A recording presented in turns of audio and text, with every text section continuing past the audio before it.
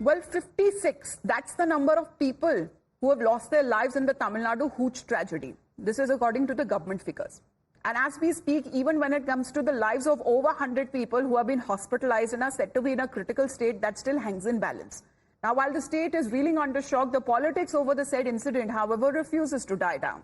Right after the state assembly witnessed numbing pandemonium, even as the DMK and the opposition traded charges, the Makkal Nidhi Mayam party chief and the DMK ally Kamal Haasan's take on the tragedy took center stage.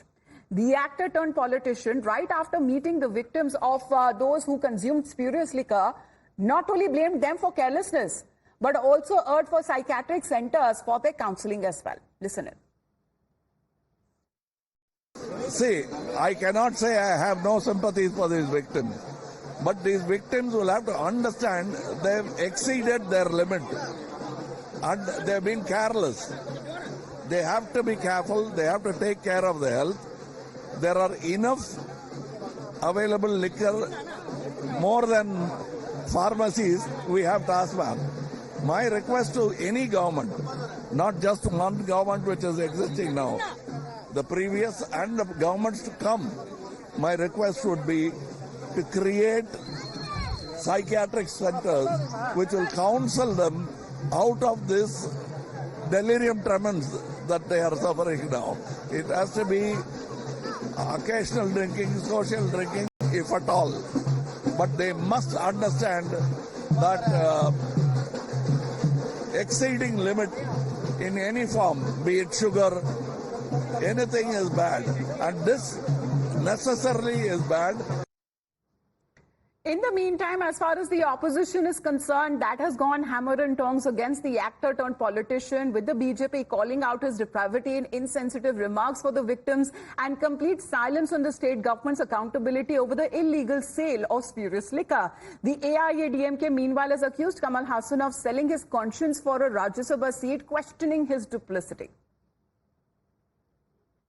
It is the most shocking and disgusting comments that have been made by Kamal Haasan about the victims in Kallakurichi.